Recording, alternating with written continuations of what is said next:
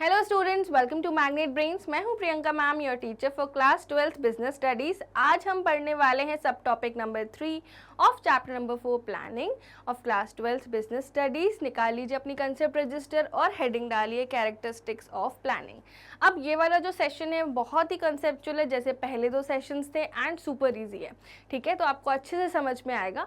Start करने से पहले आप सभी हैं मैग्नेट ब्रेन्स प्लेटफॉर्म पर। It is India's only platform which provides you high quality education from kindergarten to class 12th. We make you prepare for CBSE board as well as some other state boards also. If you want e-notes or e-books, the links are given in the description below. We provide you fully organized complete courses along with DPPs, that is daily practice problems. Yes students, हम आपको सारे chapters, topics, सब topics, questions, very short answer type, multiple choice questions, NCERT, refreshers, revision, crash course, marathon, A to Z सब कुछ provide करते हैं absolutely free of cost. You don't have to pay anything for it. And if you want any kind of support, drop in the comments below. Apart from that, एक और important news, that magnet brains का एक Hindi medium channel भी है जहाँ हम तैयारी कराते हैं क्लास 6 से लेकर क्लास 12 तक की।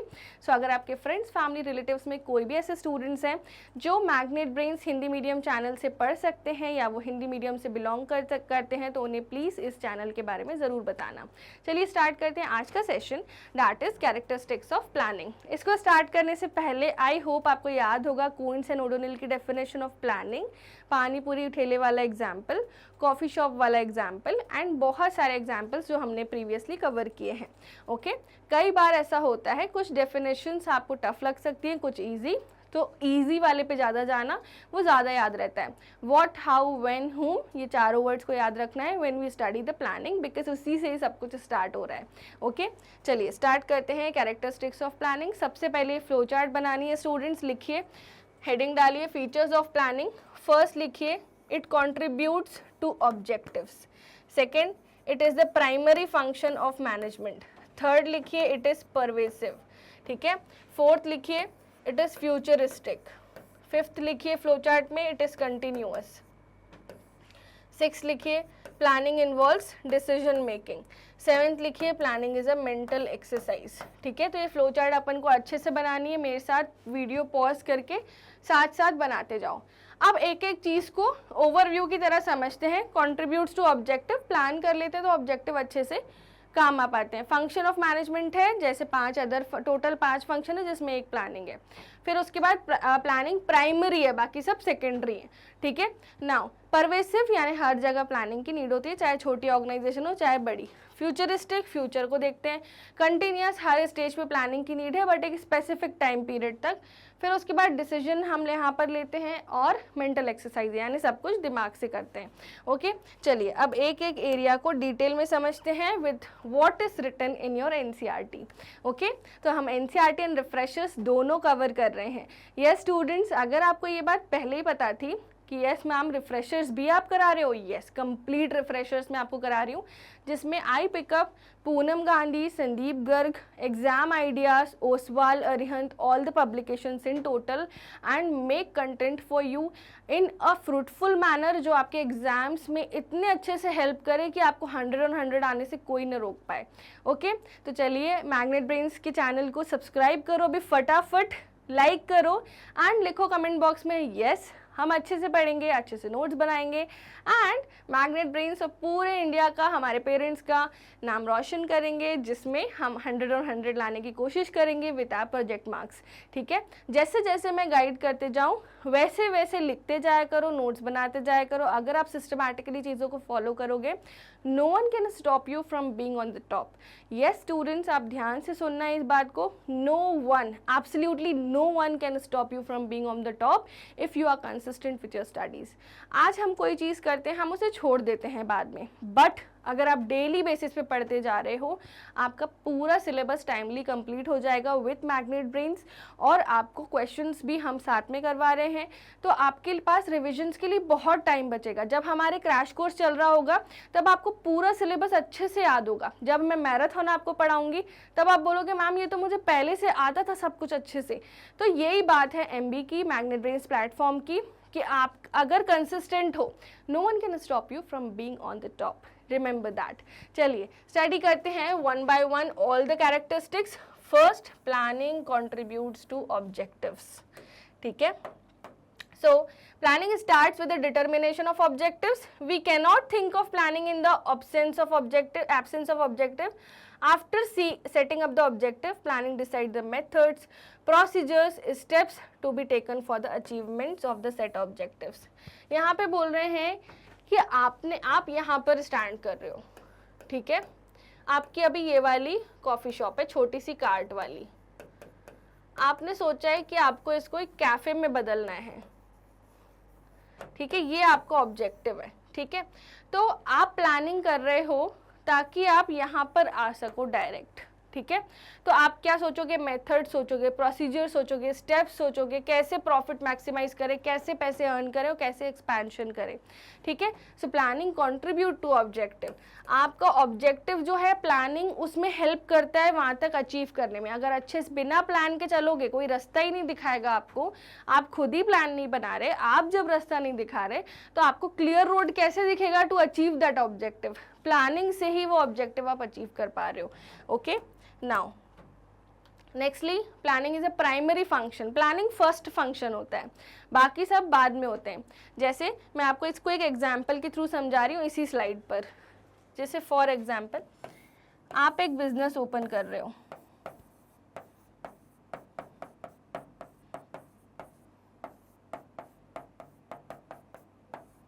ठीक है, अब ये बिजनेस है कि आपको एक छोटी सी फैक्ट्री ओपन करनी है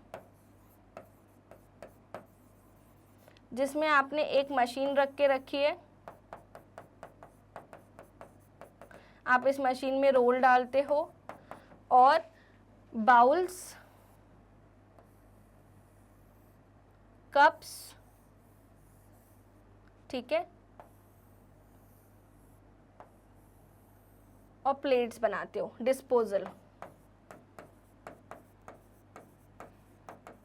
ठीक है, तो सबसे पहले आपने जब ये बिज़नेस ओपन करने के बारे में सोचा तो आपने देखा कि अच्छा, अगर मैं फैक्ट्री रेंट पे लेता हूँ तो मेरा रेंट आ रहा है 50,000 पर मंथ, क्योंकि बैकवर्ड एरिया में फैक्ट्री तो सस्ते में मिल गई थी। नाउ इसके बाद अगर मैं इलेक्ट्रिसिटी वगैरह सारे एक्सपेंसेस जोड़ लूँ फैक्ट्री के, तो डैट वर 30,000। ठीक है, फिर मशीनरी मैंने परचेज करी 1,80,000 की। ठीक है, फिर रोल्स मेरे लग जाते हैं एक महीने में लाइक 200-300 रोल्स लग जाते हैं, क्योंकि अभी प्रोडक्शन कैपेसिटी उतनी ज़्यादा नहीं है, तो उसका कॉस्ट, ये सब मैंने कॉस्ट ऐड किया एंड देन बिजनेस को चालू किया। तो अगर मैं ये नहीं करती, यहाँ पर प्लानिंग नहीं करती with the amount and where I want to be, ठीक है, तो फिर क्या बिजनेस चालू हो पाता, नहीं हो पाता। इसलिए बोलते हैं प्राइमरी ऑब्जेक्टिव है, प्राइमरी यानी फर्स्ट ऑब्जेक्टिव। ओके स्टूडेंट्स, तो आपको समझ में आया, planning is primary function. So planning is primary और the first function to be performed by every manager. No other function can be executed by the manager without performing the planning function. अगर आपने planning नहीं करी तो दूसरे function जैसे organising, जैसे staffing, जैसे डायरेक्टिंग, जैसे कंट्रोलिंग, और इन सब के अलावा एक और फंक्शन होता है कोऑर्डिनेशन। ये सब चालू ही नहीं हो पाएगा, क्योंकि फर्स्ट स्टेप क्या है, प्लानिंग है। बाकी ये सारे चैप्टर्स के नाम आपने देखे होंगे, हमारी बुक के चैप्टर्स के नाम है, ठीक है। ये क्या है, 5 फंक्शंस ऑफ मैनेजमेंट होते हैं। कौन कौन से, planning, organising, staffing, directing, controlling.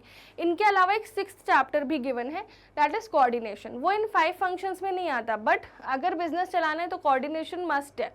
पर अगर प्लानिंग ही नहीं हुई तो ये सारी चीज़ें कैसे चालू होगी। तो अगर हमने यही नहीं डिसाइड किया कि हमें कहाँ जाना है, हम रिसोर्सेज को कैसे ऑर्गेनाइज करेंगे, कितने लोगों की ज़रूरत है, स्टाफिंग वो कैसे देखेंगे, डायरेक्टिंग यानी एक दिशा में कैसे ले जाएंगे पूरी ऑर्गेनाइजेशन को, कंट्रोलिंग एक्चुअल परफॉर्मेंस को प्लान परफॉर्मेंस से कैसे कंपेयर करेंगे, वो किस में आता है, कंट्रोलिंग में आता है। सो अगर प्लानिंग ही नहीं हुई है स्टूडेंट्स, तो ये बाकी ऑब्जेक्टिव्स कैसे सेट होंगे। So because the objective are set up in planning and other functions depend upon the objective only. Objective कहाँ सेट होते हैं, प्लानिंग में, और उसी ऑब्जेक्टिव से तो बाकी फंक्शन रिलेटेड है। For example in organising function managers assign authority and responsibility to employees and the level of authority and responsibility depends upon the objectives of the company. Similarly, in staffing, employees are appointed. Number and type of employees again depends upon the objective of the company. So, planning always proceeds and remains number one as compared to other function. अगर आपको यही नहीं पता कि मेरे को coffee shop खोलनी है तो मुझे 2 लोगों की ज़रूरत पड़ेगी, आपने प्लानिंग नहीं करी। जैसे मेरे वो वाले एग्जाम्पल में जो मैंने आपको फर्स्ट सेशन में दिया था 10 मिनट डिलीवरी वाला, उसने प्लानिंग ही नहीं किया अच्छे से, उसको पता ही नहीं था उसको कितने स्टाफ की रिक्वायरमेंट पड़ेगी, तो स्टाफिंग हो ही नहीं पाई क्योंकि प्लानिंग नहीं हो पाई थी।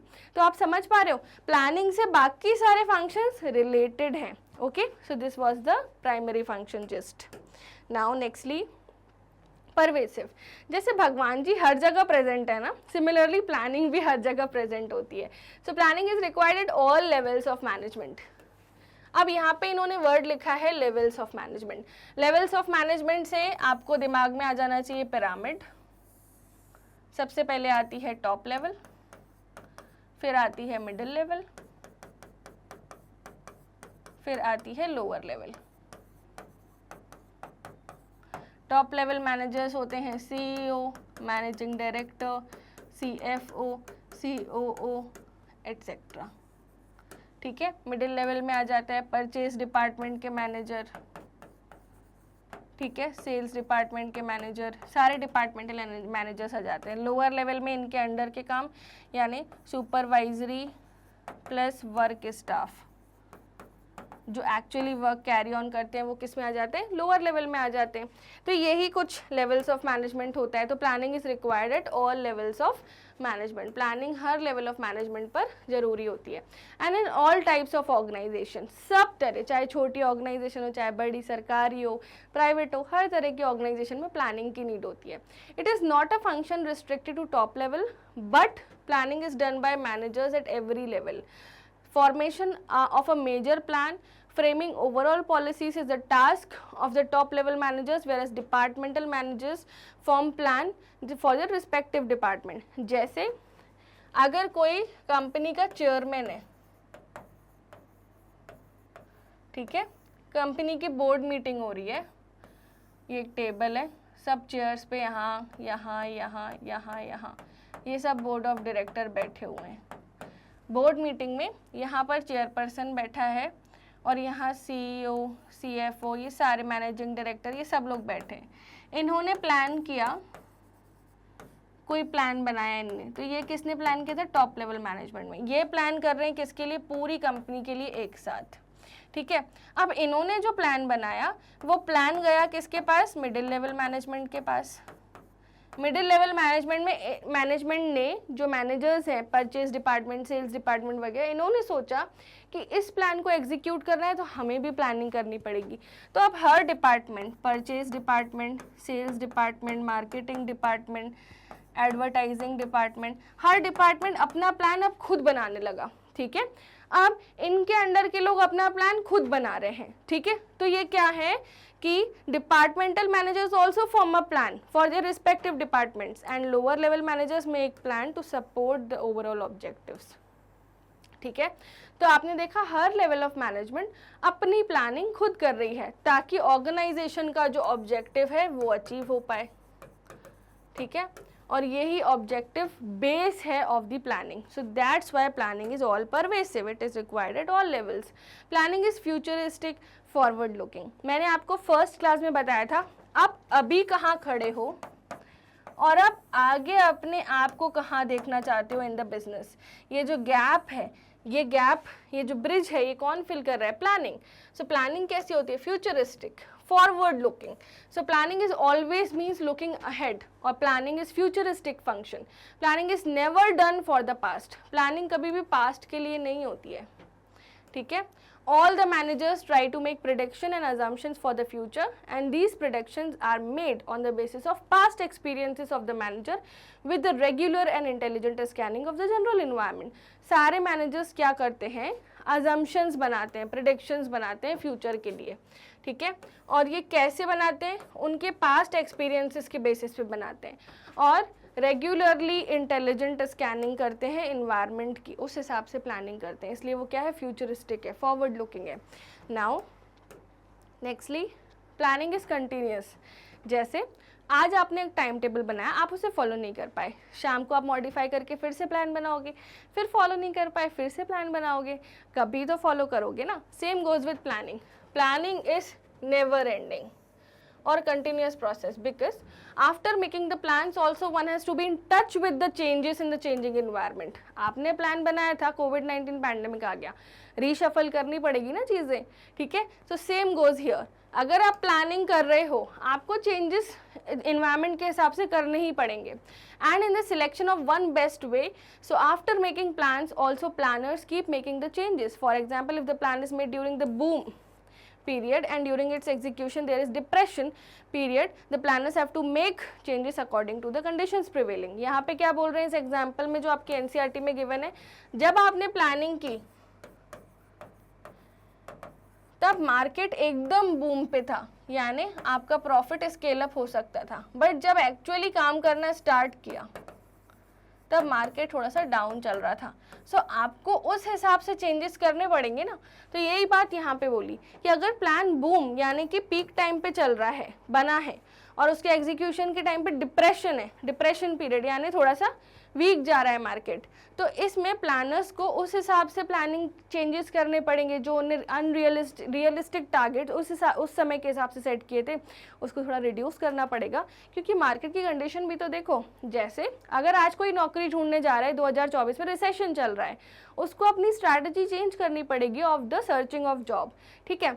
अगर कोई, आपने देखा होगा कि बहुत सारे प्लेटफॉर्म्स हैं जहाँ पर लोग सर्च कर रहे हैं जॉब्स, अब वहाँ पर रिसेशन चल रहा है, मार्केट अभी डाउन है. 2024 में स्टार्टिंग से ही मार्केट थोड़ा डाउन चल रहा है, तो उस हिसाब से बिजनेसेस भी अपनी पॉलिसीज़ को चेंज कर रहे हैं, right. So this is what planning is continuous. Now at every level planning is needed. Now planning involves decision making, so obviously it is super simple. Planning function is needed only when different alternatives are available and we have to select the most suitable alternative, ठीक है. We cannot imagine planning in the absence of choice, because in planning the functional managers evaluate various alternative and select the most appropriate. अब आप कहीं mart वगैरह में जाते हो कुछ खरीदने के लिए, आपके पास मान लो 100 रुपीज़ है, आपको एक शैम्पू परचेज करना है, तो 100 रुपये की रेंज में मार्ट में करीब 100 शैम्पू होते हैं. आप उनमें से बेस्ट सिलेक्ट करते हो अपने हिसाब से, जो फ्रेग्रेंस है, आप जो टेक्सचर है, क्वालिटी है, वो सब देख के. Same goes here. अब कोई व्यक्ति प्लान बना रहा है, वो सारे एरियाज को सिलेक्ट करेगा और एक बेस्ट प्लान सिलेक्ट करेगा, ठीक है. सारे ऑल्टरनेटिव्स को वो चेक करेगा. बट अगर एक ही ऑल्टरनेटिव है तब तो कोई रिक्वायरमेंट ही नहीं होगी प्लानिंग की. अगर एक ही प्रोडक्ट होगा, आप थोड़ी ना चॉइस करोगे. So planning always come with choice. अगर चॉइस नहीं है, there is no need of planning. Now let's move further. That is, for example, to import the technology, if the license is only with the STC, State Trading Corporation, then companies have no choice but to import the technology through STC only. But if there are 4 to 5 import agencies included in this task, then the planners have to evaluate the terms and condition of all the agencies and to select the most suitable form of company's point of view. जैसे for example, अगर कोई business है, ये थोड़ा सा आपको tough लग सकता है, मैं इसलिए आपको पहले easy language समझा रही हूँ, फिर आपको तो ये टफ वाली लैंग्वेज जो है समझाऊंगी. अगर कोई बिजनेस है, मेडिकल की शॉप है, ठीक है, अब इसको लाइसेंस लेना पड़ेगा चलाने के लिए. अब लाइसेंस प्रोवाइड करने की अगर एक ही अथॉरिटी है तो बस बात ही खत्म हो जाती है, चुपचाप इनसे लाइसेंस ले लो. बट अगर 5 अथॉरिटीज़ हैं, ठीक है, तो अब इनके टर्म्स एंड कंडीशन सबके पढ़ेंगे एंड एक बेस्ट कंपनी को सिलेक्ट करेंगे ना, ठीक है. तो planning always comes with choice, ठीक है students. For example import technology है, अगर लाइसेंस केवल स्टेट ट्रेडिंग कॉर्पोरेशन के पास है तो कंपनीज के पास कोई चॉइस ही नहीं बचेगी, उनको इम्पोर्ट ही करना पड़ेगा। बट अगर 4 से 5 इम्पोर्ट एजेंसीज हैं तो प्लानर्स क्या करेंगे, एवैल्यूएट करेंगे टर्म्स एंड कंडीशन और सिलेक्ट करेंगे द मोस्ट सुइटेबल। तो यहाँ पर क्या बात हो रही है, चॉइस की बात हो रही है, ठीक है। So that's why planning is important. Now let's proceed further अगर आप देखोगे planning is a mental exercise. Planning में हमें बहुत ज़्यादा दिमाग लगाना पड़ता है। So it is a mental exercise. Planning is mental process which requires higher thinking, ठीक है। That is why it is kept separate from the operational activities by Taylor. In planning assumptions predictions regarding future are made by scanning the environment। यहाँ पर आपको intelligence की need होती है, past experience सबकी need होती है, मैनेजर्स की इंटेलेक्चुअल कैपेसिटी को देखा जाता है, ठीक है। So this activity requires higher level of intelligence. Secondly in planning various alternatives are evaluated and the most suitable is selected, which is again requires higher level of intelligence, so it's right to call planning an intellectual process। okay, so ये था complete that planning is a mental exercise। now case study पढ़ते हैं students। so सबसे पहले अनुपम joins as a sales manager of the company dealing with the garment manufacturing। अनुपम एक person है जो sales manager था किसी कंपनी का, जो कि किस बिजनेस में है, गारमेंट मैन्युफैक्चरिंग में। Being professional in his approach he knew that without good planning he will not be able to organise और perform any other managerial function effectively. उसको पता था उसे क्या करना पड़ेगा, planning. Only on the basis of sales forecast he can prepare annual plan for his production or sales। Besides, he will have to prepare sales plan regularly on weekly, monthly, quarterly, half yearly basis। While preparing sales forecast, he undertakes intellectual thinking, involves foresight, visualization rather than guesswork। मतलब वो facts और judgment के हिसाब से चल रहा था, guess नहीं कर रहा था। He has to make sure that all these planning activities coincide with the purpose for which the business is being carried out। So Anupam sales manager की तरह आया, अगर वो प्लानिंग नहीं करता तो he would not stand in the company effectively efficiently. तो छोड़ दो बिजनेस को करना।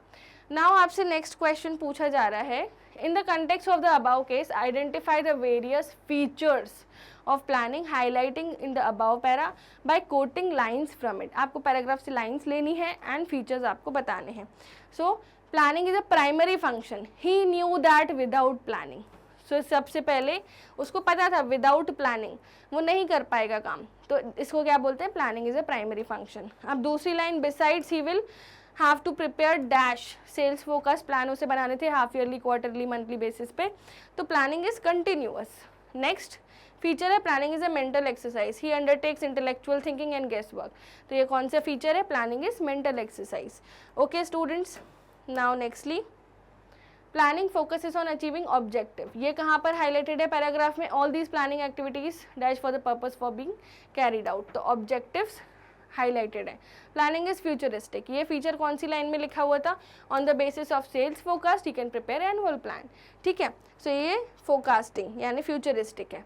Okay students, so that's all for the case study. I hope आपको अच्छे से समझ आया what are the characteristics of planning. मिलते हैं नेक्स्ट सेशन में, बट जाने से पहले एक बात तो सुन लो, आप सभी हो मैग्नेट ब्रेन्स प्लेटफॉर्म पे। ये इंडिया का इकलौता ऐसा प्लेटफॉर्म है जो आपको प्रोवाइड करता है high quality education of English medium as well as Hindi medium.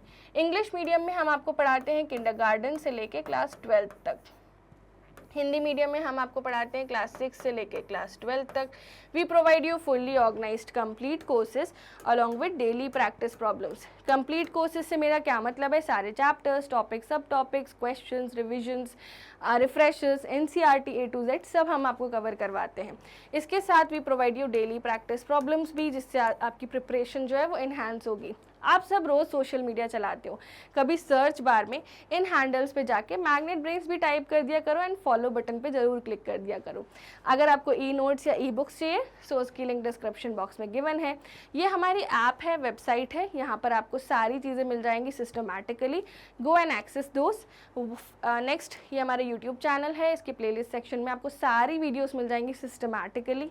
आजकल हम शॉर्ट्स भी बनाने लगे हैं, यहाँ पर आपको डिफरेंट कोर्सेज मिल जाएंगे और कोर्सेज के जो डिफरेंट टॉपिक्स हैं वो आपको मिल जाएंगे, आप अच्छे से उसे देख सकते हो। We make you prepare for CBSE board as well as all these state boards. हमारे स्पोकन इंग्लिश कोर्स भी अभी रनिंग है, एग्जाम के पहले भी provide you crash courses also. So सब चीज़ें आप एक्सेस कर सकते हो। Thank you so much students, see you in the next session super soon.